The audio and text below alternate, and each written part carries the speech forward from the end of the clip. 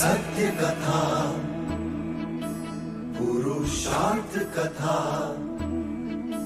सुनो सुनो सिद्धार्थ कथा। सत्य कथा, पुरुषार्थ कथा, सुनो सुनो सिद्धार्थ कथा।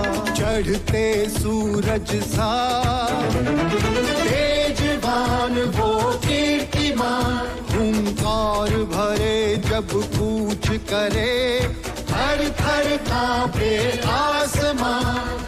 वो राजपुत्र वो शूरवीर, पर्वत को भेद दे उसके तीर, शांति का स्रोत करुणा की धार, निर्झर झरे मन से अपार।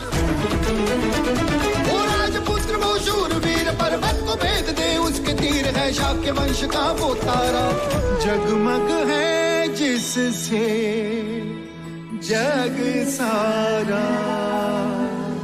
सत्य कथा, पुरुषार्थ कथा, सुनो सुनो सिद्धार्थ कथा। महाराज, ये आदेश पढ़ो सेनापति। कौशल नरेश महाराज प्रसन्नजीत का यह विजयी अश्व जिस जिस राज्य में यात्रा करेगा, उस राज्य को कौशल का आधिपत्य स्वीकारना होगा। अश्व को रोकने का अर्थ कौशल की सेना से युद्ध करना होगा, अर्थात अपना अस्तित्व मिटाना होगा।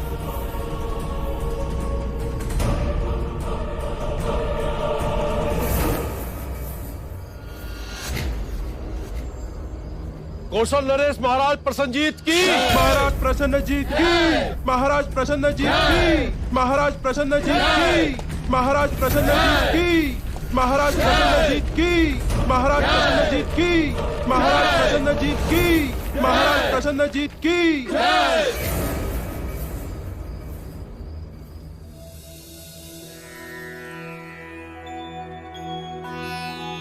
गुरुदेव, विवाह का जो सबसे सर्वश्रेष्ठ मुहूर्त हो वो ही निकालिएगा। हाँ गुरुदेव, सिद्धार्थ और यशोधरा के विवाह की बात है। गुरुदेव, जो भी सबसे पहला मुहूर्त हो वही निकालिएगा। हमारी यशोधरा इस विवाह को लेकर बहुत उतावली है। देखिए ना, इस समय भी वो यहाँ नहीं है, सिद्धार्थ के साथ।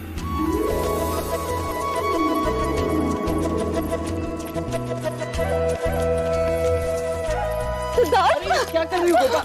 तुमसे बदला ले रही हूँ। अरे वो तो पैसे नहीं है।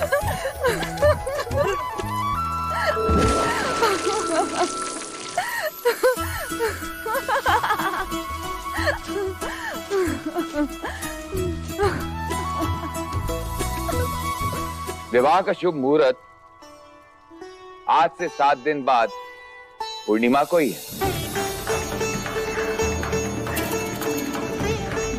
बधाई हो, बधाई हो, बधाई हो, बधाई हो महाराज, बधाई हो, बधाई हो दीदी, बधाई हो, बधाई हो, बधाई, बधाई हो महाराज, बधाई हो, बधाई हो। अनुज, आज कपिल वस्तु नगर में मिठाइयां बांटो, बजाओ गगन ढोल, घोषणा करो कि कल से 7 दिनों तक सारा कपिल वस्तु और देवदा विवाह के बाराती होंगे। अवश्य। ऐसा आमंत्रण तैयार करो कि भारतवर्ष का कोई भी राजा युवराज के विवाह में आने का लालच रोक न सके। इस बार कौशल नरेश प्रसन्नजीत, मगध नरेश, महाराज बिंबिसार और वैशाली के लिच्छवी सारे एक साथ कपिल वस्तु के अतिथि होंगे। बधाई हो।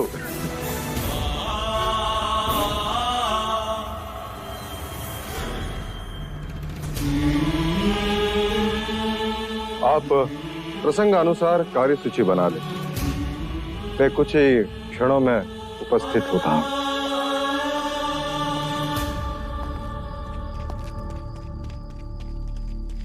महाराज, गुप्तचर आर्यक का परिणाम स्वीकार करें। आर्यक, क्या समाचार? महाराज, समाचार अशुभ है। कौशल नरेश प्रसन्नजीत ने अश्वमेघ यज्ञ पूर्ण कर लिया और प्रयत्न पूर्वक उस अश्व को शाक्य गणराज की ओर धकेला जा रहा है। कोई पर्याय? केवल दो, या उनके आधिपत्य को स्वीकार करें या फिर युद्ध। तो फिर युद्ध ही होगा। अपने गुप्तचरों को चौका न करो और उनके अश्व की दिशा पर हर समय दृष्टि बनाए रखो। इस समय उनका अश्व कपिल वस्तु से कितनी दूरी पर? 7 दिवस की दूरी पर है महाराज। 7 दिवस? विवाह का शुभ मुहूर्त आज से 7 दिन बाद पूर्णिमा को ही।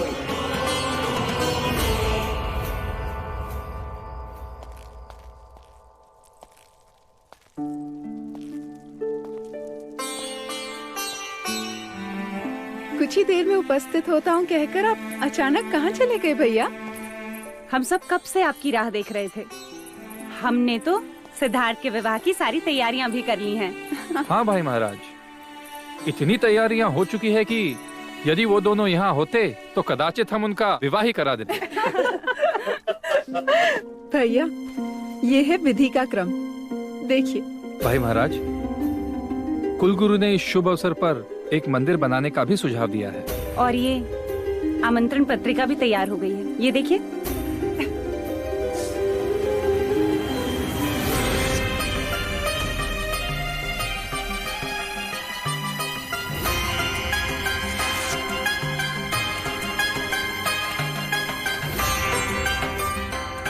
देव, आमंत्रण विवाह का नहीं, युद्ध का होगा। स्वागत के स्वर नहीं, युद्ध के नगाड़े बजेंगे।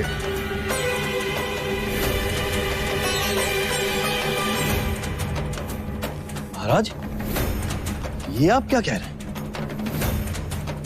कौशल नरेश प्रसन्नजीत ने अश्वमेघ यज्ञ किया है और वह अश्व शाक्य गणराज्य की ओर आ रहा है। राजा दंडपानी, हमें विवाह स्थगित करना होगा।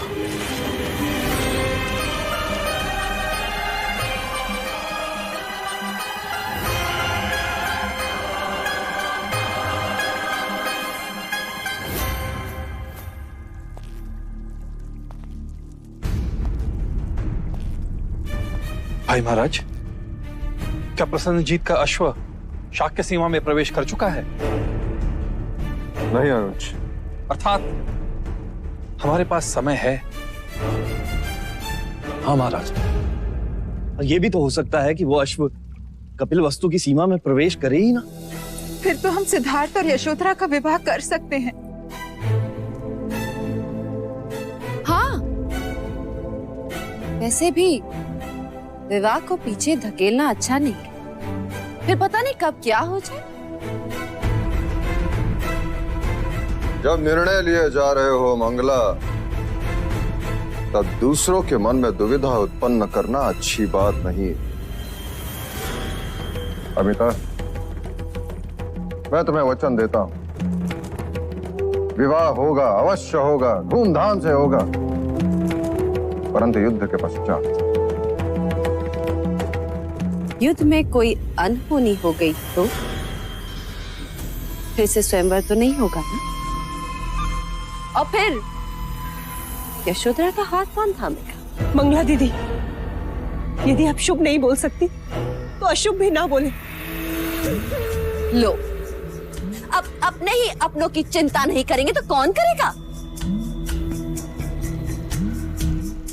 यदि आपको मेरी बात इतनी बुरी लगी तो अब से मंगला कुछ नहीं बोलेगी, बस चुप रहेगी।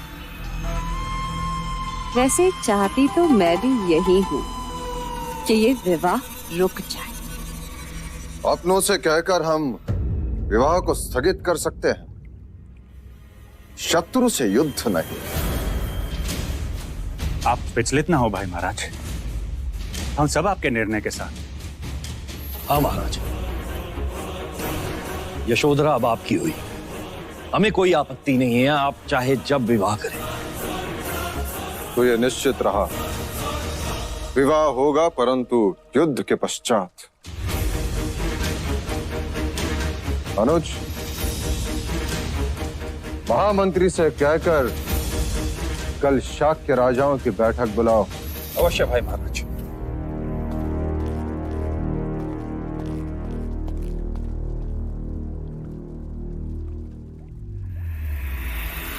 अब तो श्रीफल चढ़ाने ही पड़ेंगे।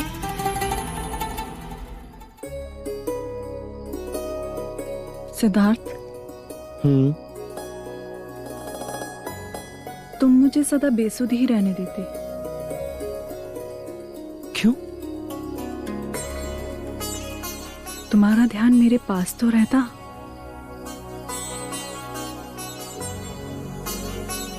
मैं तुम्हारे पास ही हूं गोपा। पर ध्यान वो कहाँ है? वो तो कभी किसी पंछी के पीछे, कभी किसी सितारों के साथ, तो कभी किसी ब्रह्मांड में।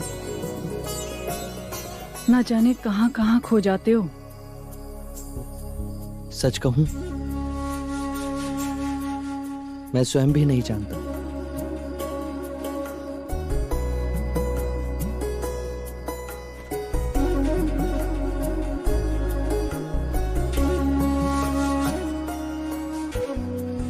ये क्या कर रही हो? स्वयं को तुमसे बांध रही हूं। क्यों? कहीं मेरी आंख लग गई और तुम चले गए तो? लो, अब गांठ बांध ली है। अब तुम 7 जन्मों तक मेरे साथ ही रहोगी।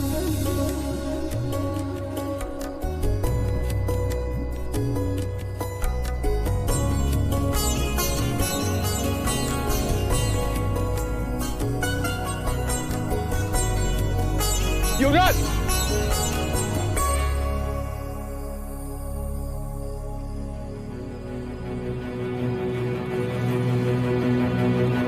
युवराज! चन्ना? युवराज, एक अशुभ बात हो गई। क्या हुआ? आपका विवाह कुछ दिनों के लिए स्थगित कर दिया गया है।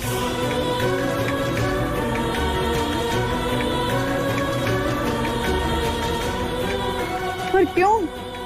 क्योंकि प्रसन्नजीत ने अश्वमेध यज्ञ कर अश्व को छोड़ दिया है। कपिल वस्तुएं अश्व के आते ही युद्ध होगा।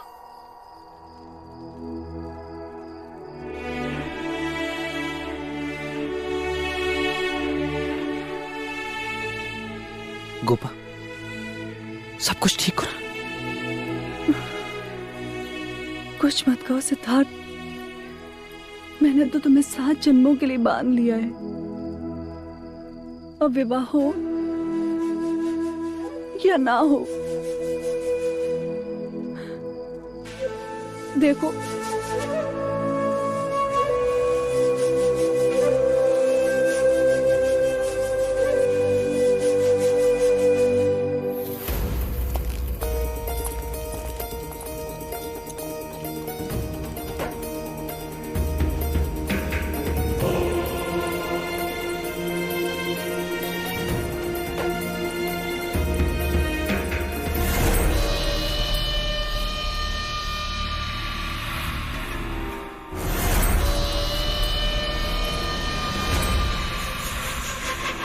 मेरा रास्ता छोड़ो। कैसे छोड़ दूं? रास्ते में तुम जो मिल गई हो, तुम्हें कैसे छोड़ दूं? मुझे तो लगा था कि अब तुम कभी मेरे सामने नहीं आओगे। क्यों? स्वयंवर की पराजय ने मुझे काला कर दिया है तुम्हारा। माना कि मैं स्वयंवर में पराजित हुआ, परंतु मेरा भाग्य पराजित नहीं हुआ है अभी। अर्थात स्वयंवर के बाद ना तो कौशल से युद्ध का ये शुभ समाचार मिलता, ना तुम्हारा विवाह रुकता, और ना मुझे ये सुनहरा अवसर मिलता। किस अवसर? युद्ध में शत्रु पे उठी हुई तलवार के बीच कोई अपना भी तो हो सकता है।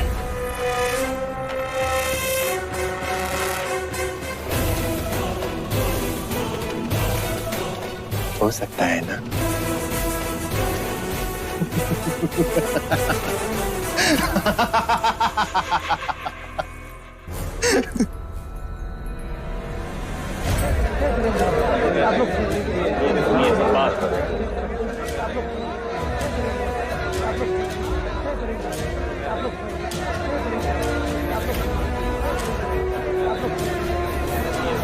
शांत हो जाइए, शांत हो जाइए। हम पहले केवल एक ही उत्सव मनाने वाले थे, परंतु मां अभ्या की कृपा से अब हम 2 उत्सव मनाएंगे। एक प्रसन्नजीत को पराजित करने का और दूसरा सिद्धार्थ के विवाह का। वैसे आप सारी परिस्थिति से अवगत हैं। यदि प्रसेनजीत हमारी देश की ओर देखेगा तो उसे मुंह की खानी पड़ेगी। हमें एक होकर युद्ध करना होगा और उसके अश्व को रोकना होगा। और उसके अश्व को ना रोका तो उसका अर्थ यह होगा कि हमने कौशल का आधिपत्य स्वीकार कर लिया। हमारे पास केवल 2 ही पर्याय है, कौशल का आधिपत्य स्वीकार करे अथवा उनसे युद्ध करे। महाराज, कौशल हमसे अधिक शक्तिशाली है, उसके पास हमसे अधिक शस्त्र है, अधिक सैन्य है और अधिक अश्वबल भी महाराज। परंतु हमारे जैसा साहस नहीं। हमारा एक एक शाक्य योद्धा उनके 10-10 योद्धाओं पर भारी है। मेरा प्रस्ताव है कि हम सबको शांत होकर इस पर विचार करना चाहिए। महाराज, यदि हम प्रसन्नजीत की मित्रता स्वीकार लें तो? मित्रता या पराधीनता? नहीं चलेगा ये। शांत हो जाइए, शांत हो जाइए। महाराज, इससे हम धन और जान की हानि होने से बच सकते हैं।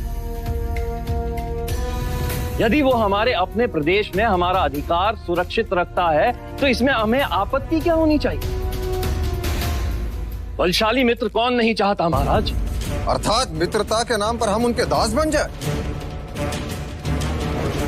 ये मत भूलिए राजा दंडपानी, शाक्य देश एक आदर्श गणराज्य है और उस पर कोई और राज्य करे ये स्वप्न भी नहीं होने देंगे हम। नहीं होने देंगे। क्या आपको युद्ध से भय लग रहा है राजा दंडपानी?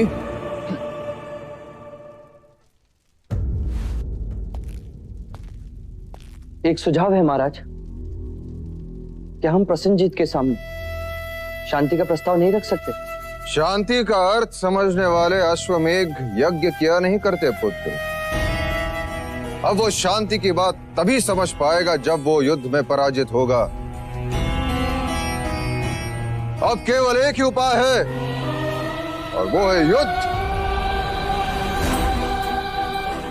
क्या आप सभी मेरे युद्ध प्रस्ताव से सहमत हैं? महाराज शुद्धोदन की, महाराज शुद्धोदन की, महाराज शुद्धोदन की, महाराज शुद्धोदन की।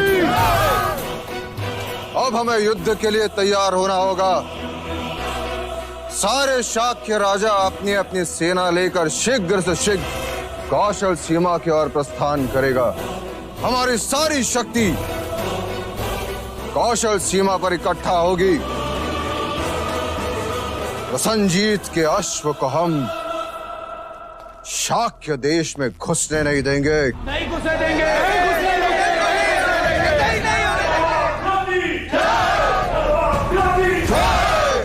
शाक्य कुल की, शाक्य कुल की।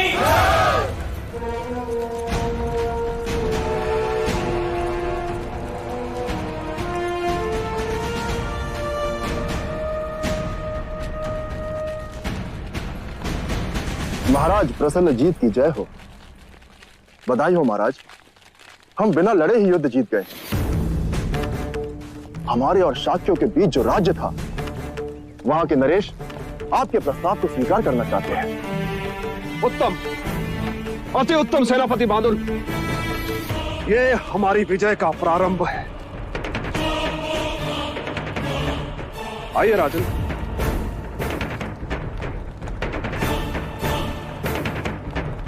तो क्या आपको कौशल का आधिपत्य स्वीकार है? जी महाराज।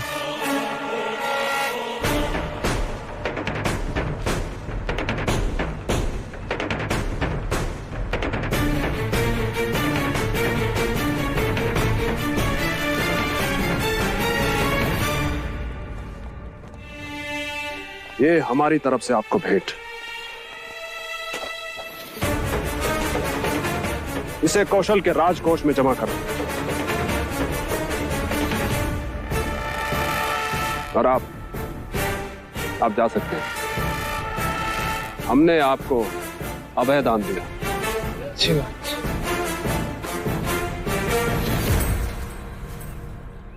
मुझे ऐसे छोटे छोटे राज्य नहीं, बड़ा देश चाहिए।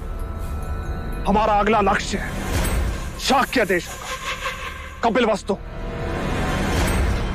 महाराज, शाक्यों को पराजित करना इतना सहज नहीं है। वो बड़े शूरवीर हैं और उनमें बड़ी एकता है। पर हमने फूट डाल दी और उनका एक राजा हमारा साथ देगा। और एक बड़ी दीवार को गिराने के लिए एक दरार ही पर्याप्त है।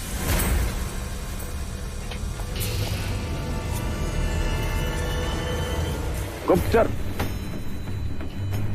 हमारा ये संदेश उस राजा तक पहुंचा दो।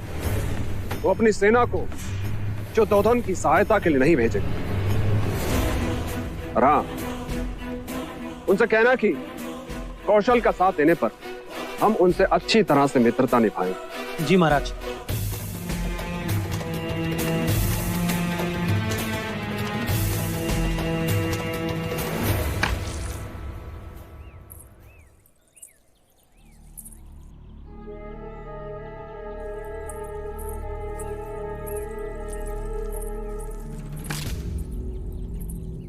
ये क्या कर रही हो मंगला दीदी?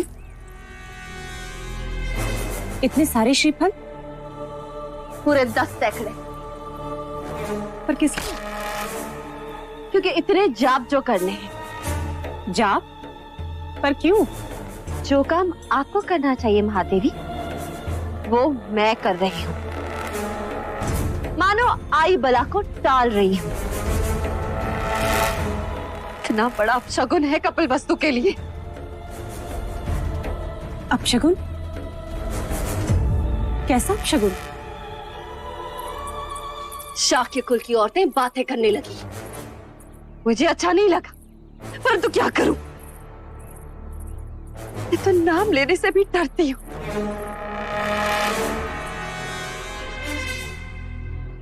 बड़े ही अमंगल चढ़ने वाली है। अरे सिद्धार्थ से इसके विवाह की बात क्या चली? देखो, युद्ध छिड़ गया। मानो दुर्भाग्य अपने साथ लेकर आई हो। लो, दूसरा अपशगुन। पूजा का दीपक ही गिरा दिया।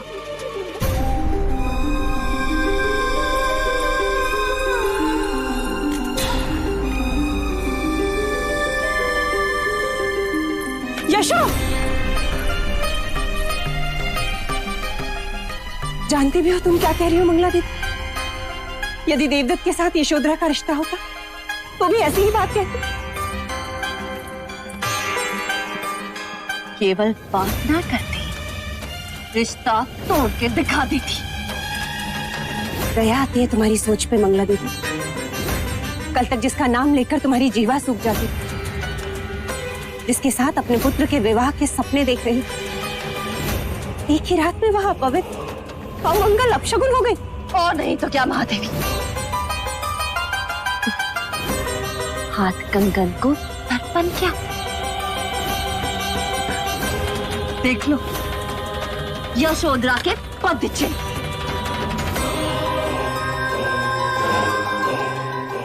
कहते हैं बहुएं कुमकुम वाले पद लेकर चौखट पर आती है। पर ये तो रक्त रंजित पद लेकर आई है।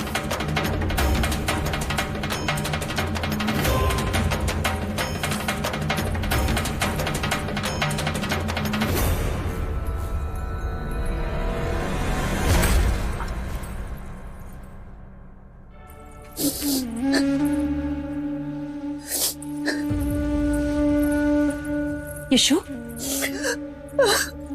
बुआ, आप जो प्रायश्चित कहेंगी मैं करूंगी। मैं नहीं चाहती कि मेरे कारण प्रजा या राज्य पर कोई भी विपदा आए। अगली, ये कैसी बातें कर रही है तू? जिसको जो कहना है वो कहे, पर मेरे लिए तो तू बड़ी भाग्यवान है जो मेरे पुत्र को समझती। और तू देखना, एक दिन यही मंगला दीदी पछताएंगी अपने विचारों पर, जब उन्हें ये पता चलेगा कि हम युद्ध जीते। तो और देखना, इसी चौखट पर वो तेरी आरती उतारेंगे तो मैं उनसे कहूंगी, है मेरी बहू से बड़ा कोई शगुन? वाह,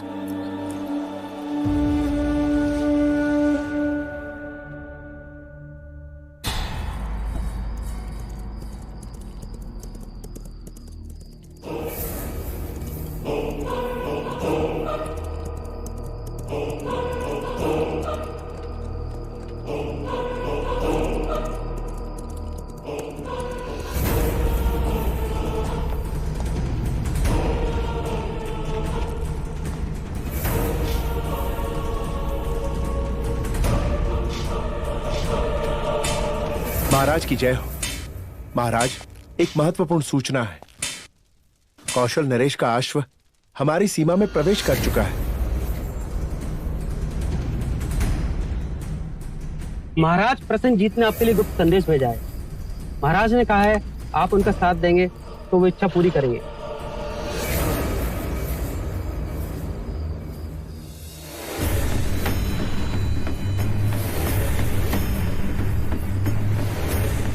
हमें प्रसन्नता हुई।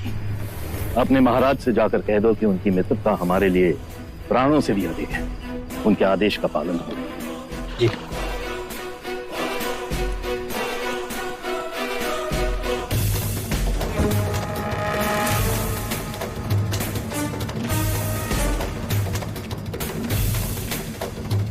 महाराज, इस समय इस पहाड़ की इस ढलान पर प्रसन्नजीत ने अपना पड़ाव डाल रखा है।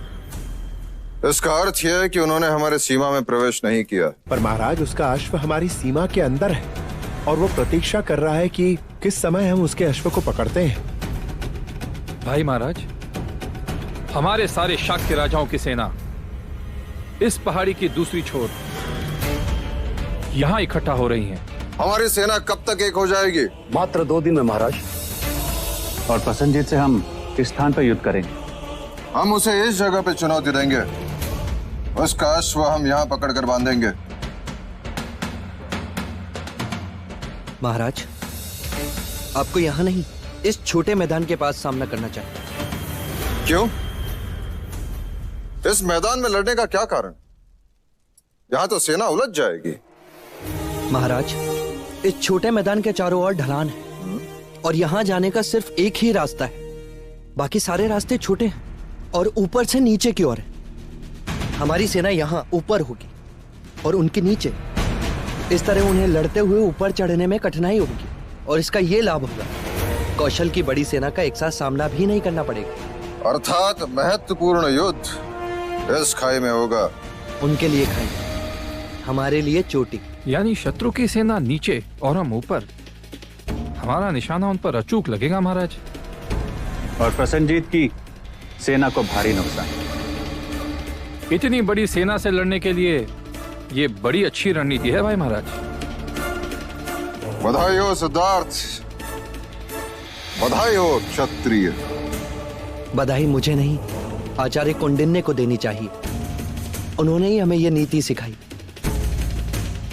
और साथ ही हमें यह भी सिखाया कि जहां तक हो सके युद्ध को रोक देना चाहिए, क्योंकि युद्ध केवल विनाश अर्जित करता है।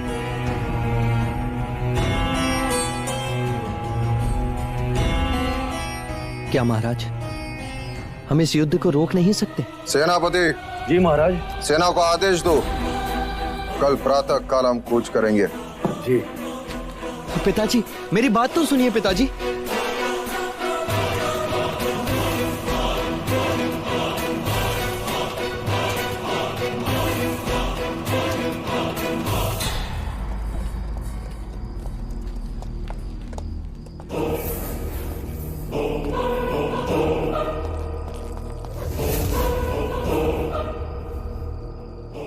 कौन है तू?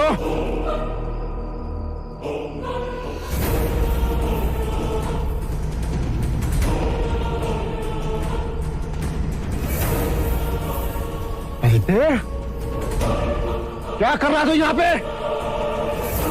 जी मैं युवराज सिद्धार्थ के लिए एक महत्वपूर्ण संदेश लेकर आया था कुमार देवदत्त।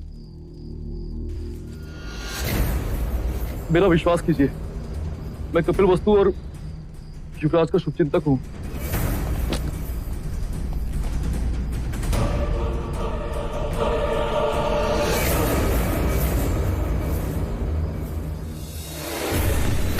तो कौशल का गुप्तचर राजा दंड पाने के लिए ये महत्वपूर्ण संदेश लाया। नहीं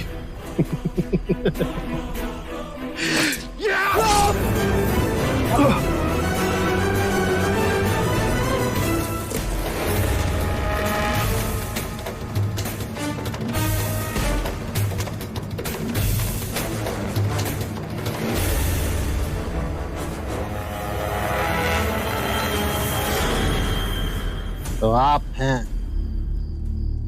कपिलवस्तु के शत्रु प्रसन्नजीत के मित्र।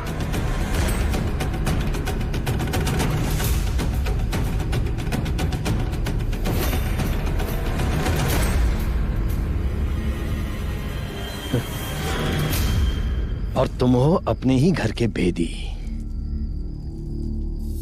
देवदत्त, मैंने तो केवल अपनी महत्वाकांक्षाओं को पाला है, किंतु तुमने और तुम्हारे पिता ने तो कई बार अपने ही भाइयों को मारने का प्रयत्न किया है।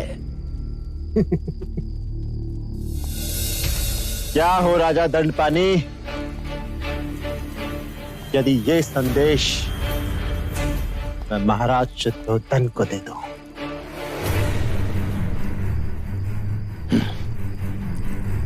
चाहकर भी तुम कभी ऐसा नहीं कर सकते देवदत्त। नहीं कर सकते? क्यों? क्योंकि हमारा शत्रु एक ही है, राजा शुद्धोधन, जो अब आपके संधि हो गए। हाँ देवदत्त, मैं तो तुम्हें ही अपना जमाई बनाना चाहता था, परंतु देखो ना, तुम स्वयंवर जो हार गए।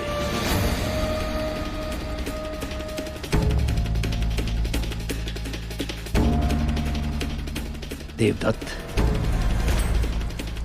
तुम मेरी सहायता करो और मैं तुम्हारी करूंगा।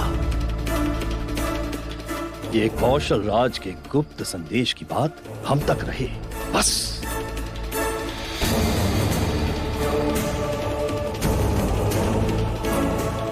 देवदत्त, युद्ध हारने की तैयारी करो। और समझा नहीं? मैं समझाता हूं।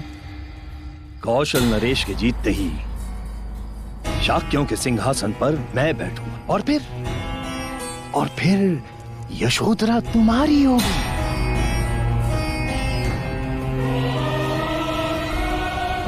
और फिर मैं तुम्हें अपना उत्तराधिकारी घोषित कर दूंगा। तुम्हें देवदत्त।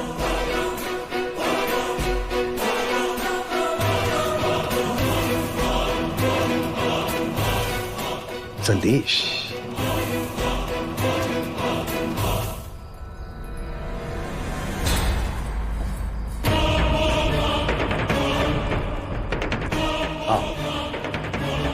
आओ।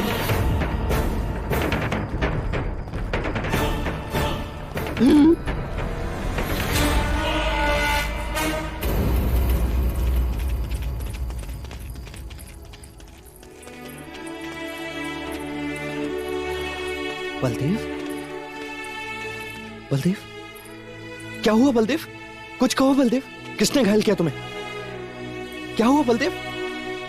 क्या हुआ चन्ना? मैंने न रास्ते में घायल पड़ा हुआ देखा तो उठाकर यहाँ ले आया। बलदेव, क्या हुआ बलदेव? कहो। हाँ हाँ बोलो। दंड दंड दंड? किसने दिया तुम्हें दंड? कहो बलदेव, कहो। हाँ कहो बलदेव, कहो। हाँ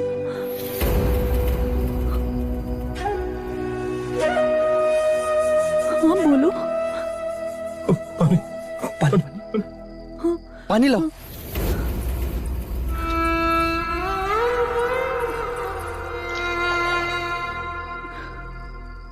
पानी पियो बलदेव, पानी पियो, पानी पियो बलदेव। हाँ, पानी पियो, पानी पियो बलदेव, पानी पियो बलदेव, बलदेव पानी पियो बलदेव। क्या हुआ इसे? क्या हुआ इसे चंदा? ये बोल क्यों नहीं रहा? बलदेव, बलदेव, बलदेव, बलदेव,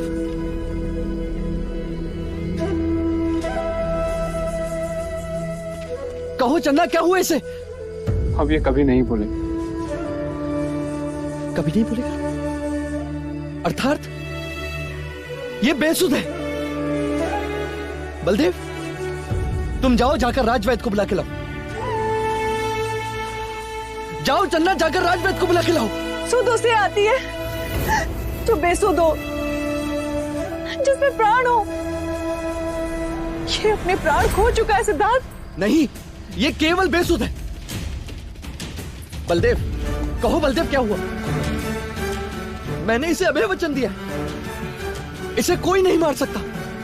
ये बोलेगा। बलदेव, बलदेव कुछ कहो, कुछ कहो बलदेव। युवराज, ना तो इसकी सांसें चल रही हैं, ना ही हृदय गति।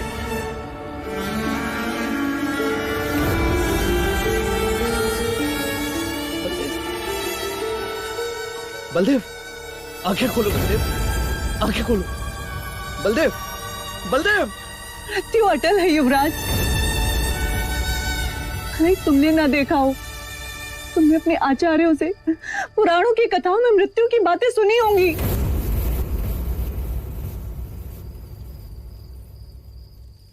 परंतु ऐसे कैसे प्राण शरीर को त्याग सकते हैं?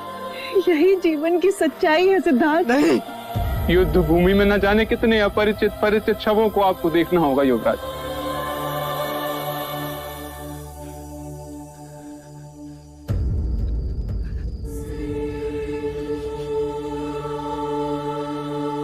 नहीं लड़ूंगा मैं युद्ध, नहीं लड़ूंगा मैं युद्ध।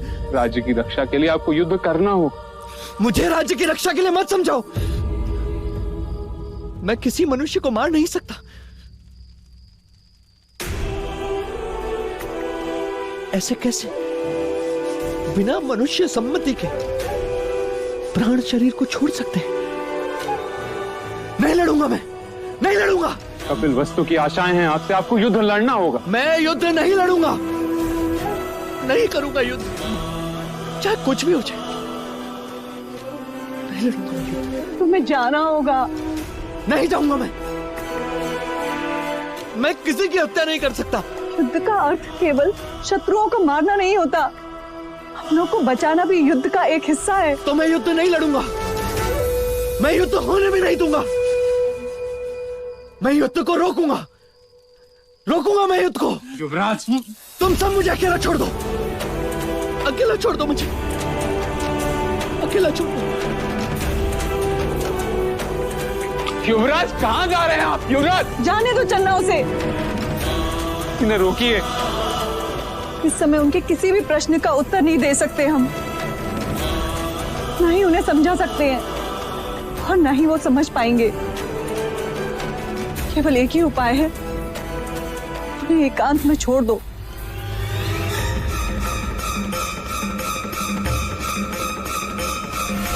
मृत्यु अटल है युवराज, अटल है युवराज। यही जीवन की सच्चाई है सिद्धार्थ, सच्चाई है सिद्धार्थ। युद्ध भूमि में न जाने कितने अपरिचित परिचित शवों को आपको देखना होगा युवराज।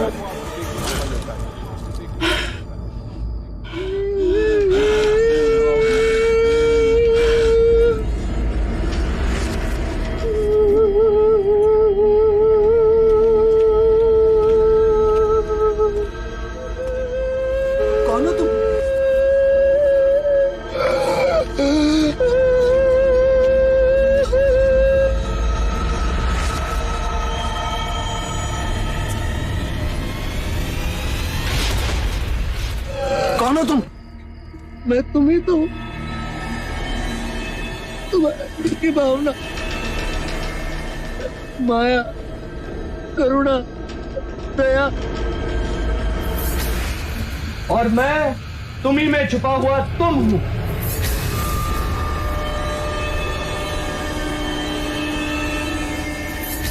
कौन हो तुम दोनों? मैं जल हूं, मैं मिट्टी हूं, मैं दया हूं, मैं माया हूं, मैं करुणा हूं जो स्नेह को जन्म देती है। और मैं अग्नि हूं, वायु भी, मैं क्रोध हूं, ईर्ष्या भी, मैं अहम भी हूं जो साहस जगाता है, जो पराक्रम करवाता है, जो मनुष्य को सर्वोच्च शिखर पर ले जाता है। साहस अंधा होता है सिद्धार्थ, जैसे तुमने आज एक अनुचित कार्य किया। अनुचित कार्य?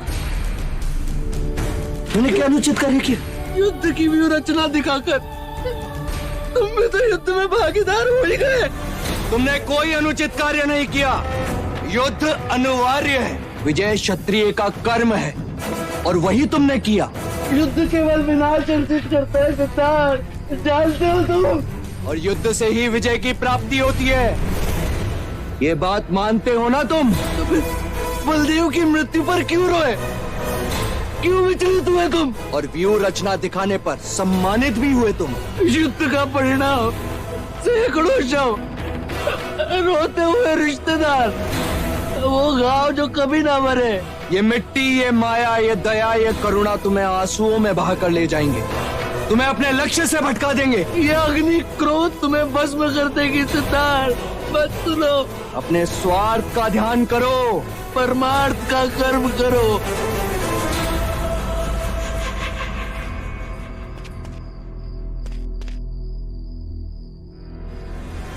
सत्य कथा,